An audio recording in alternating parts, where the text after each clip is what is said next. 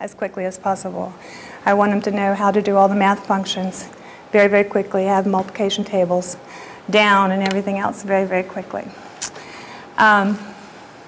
So I have developed, not I, my colleagues and I have developed different techniques, and that's what I'm going to share with you tonight. Some of the things that we've learned to help you, to help your own children learn math more efficiently. What's good, what's a waste of time, okay? And there's lots of stuff out there, and there's about probably 50 tons of different math curriculum. You know, there's lots and lots of different programs out there. And mostly, okay, in the homeschool or in the Christian community, math is not taught very well. And math is actually left behind. We expect our kids to be good readers, but a lot of us are really afraid of math. And we're afraid to teach math. I'm looking at one other engineer in here. But for the most part, we elementary ed majors did not like math. So we didn't have good math teachers when we were in school, so that we're passing on that to our children. But I love math. I've always loved math. And I want our Christian children to be very good at it. And I want to reclaim the math and science for the glory of Christ. And I don't want to leave it to the heathens. So I want all our kids to be good in math. Also, if you don't know math, you can get bamboozled by people's arguments pretty easily. You don't know whether they're valid or not. So we need to know math. And we need to teach our children math, and we need to not leave it to somebody else. We need to make sure our kids are good in math. I don't care if they're in school or not. We need to make sure, just like you don't leave reading to somebody else. You want to make sure your child is a good reader. So it is our responsibility to make sure, whether you use a school, homeschool, tutors, whatever, it's our responsibility to see that they learn well. All right, some important things here is never, ever, ever pass on your prejudice against math to your children. Never say you're bad at math. Oh my gosh, I've heard this so many times. Well, you were bad at math, Mom, so why should I worry about it? Okay? Just don't let those things come out of your mouth or repent of them immediately, okay? So your children will use that excuse against you if they don't like math. If your children don't like math, you're probably doing something wrong as far as teaching them is concerned. So I can help you figure out what's going on and put the pieces together so that the child can learn math. There's no reason all children can't learn to be good at math. So our job, what we have to do is get rid of some of the prejudices we've had.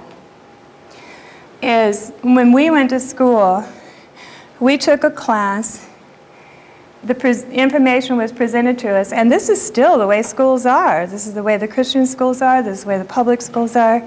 The information was presented to us, and we either passed or failed. We were either good at it, mediocre at it, or we failed.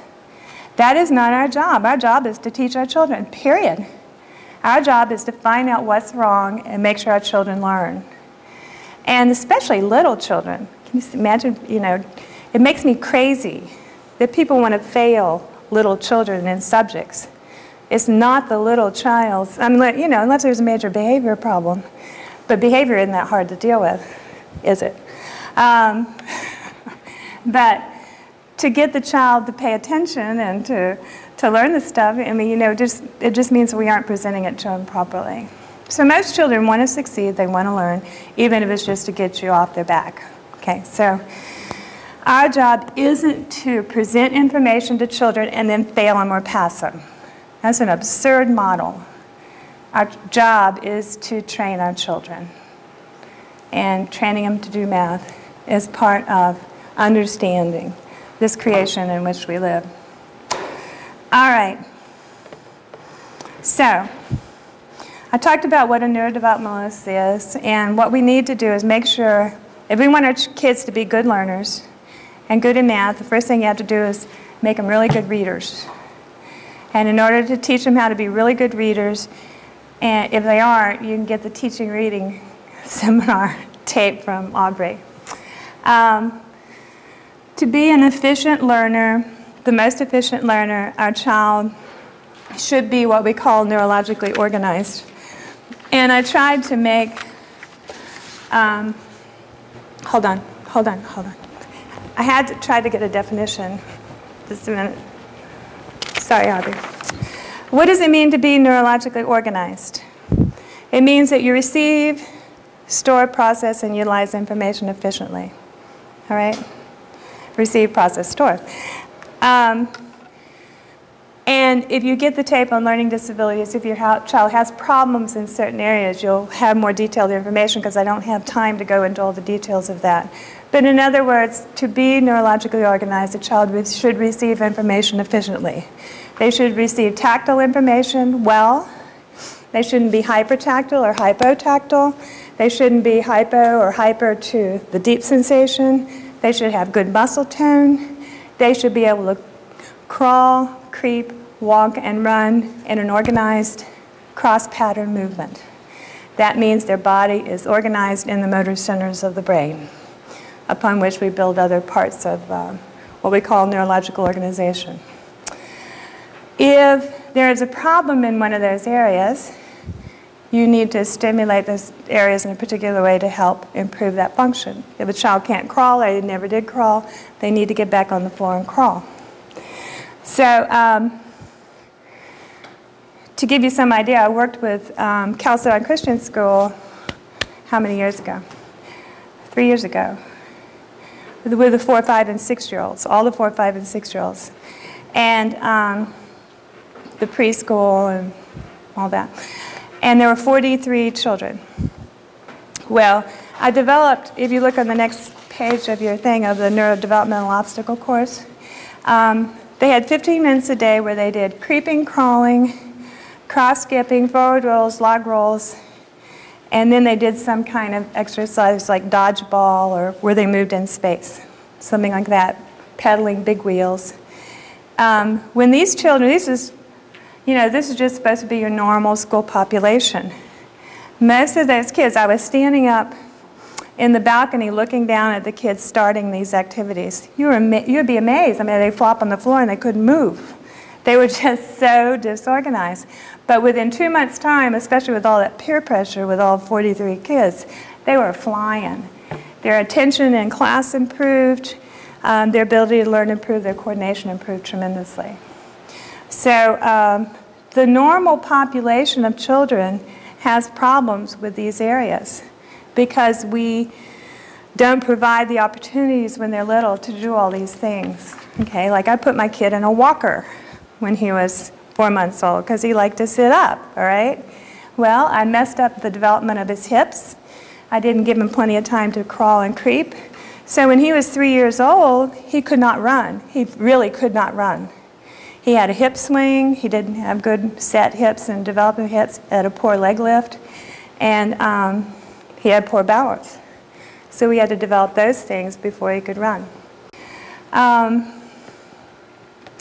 So anyway, because of the things we do, not knowing these type of things. Oh, the Johnny jump ups, I did that. I was a good mother. I was 33 when I was born. I was going to try all these cool things that all cool mothers are going to try. So I did it all wrong. So anyway, to be neurologically organized, she should receive the information, receive tactile information, visual information, and auditory information efficiently. And briefly, auditory information, if a child has a history of ear infections and colds and congestion and hearing problems, hearing sensitivities, or even a flat voice tone where they're not speaking properly, you have to look at the input. Is something wrong with the input? All those things cause developmental problems with our children and can result in problems with learning. They should be able to hear without distortions. And you can have a good audiogram and still have a child that can't pay attention in a noisy environment. It's not how well they hear, it's how they can screen information too. So a child that can't focus auditorily is a child that needs some intervention also. So all those ear infections and fluid in the ears and all that causes some developmental problems. Fluid in the ears and all those things also cause problems with vision that we see. Some children's eyes don't track smoothly, so that they skip lines, or they can't stay on the thing, or they're visually distractible. So you need to see that the eyes converge properly, they track smoothly. And this is in more detail on the Learning Disabilities tape, how you actually test those things and look at them for your child.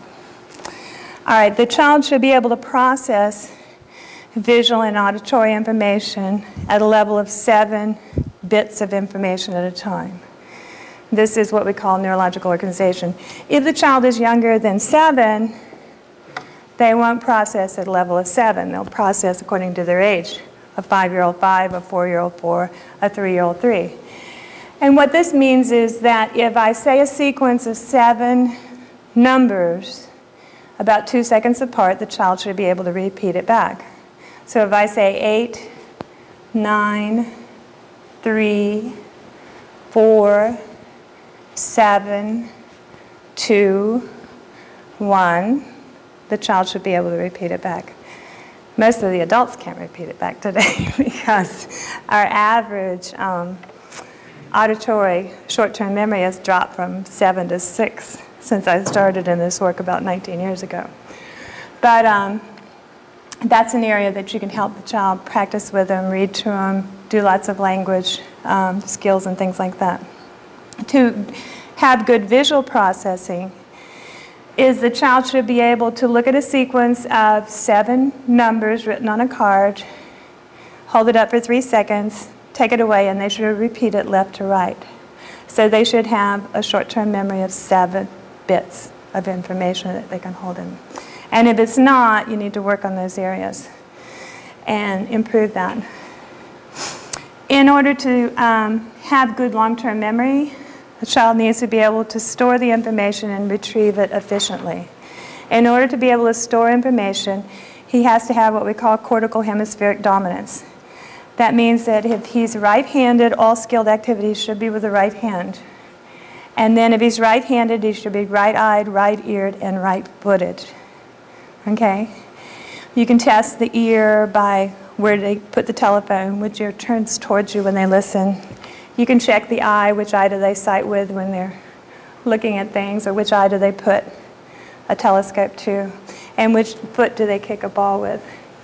A lot of our children are mixed-handed.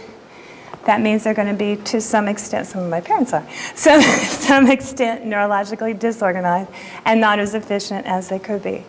And also, some people are more bothered by, it interferes with their function more than others, and I don't know why that is.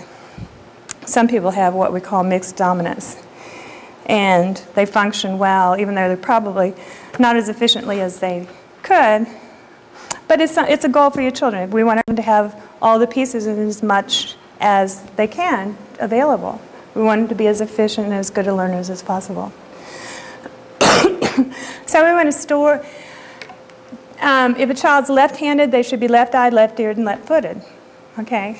And we're the only ones that say that. Everybody else says, the whole world says that everybody should be right-eared. But we actually see that causing major problems. A child that has mixed dominance, or an adult, is like the person that you take an information, you put it in a file, and you throw the file in a basket randomly. That's a child with mixed dominance. Versus being neurologically organized, you take the information, you put it in a file, and you store it in a file cabinet, and you can go right to it quickly and find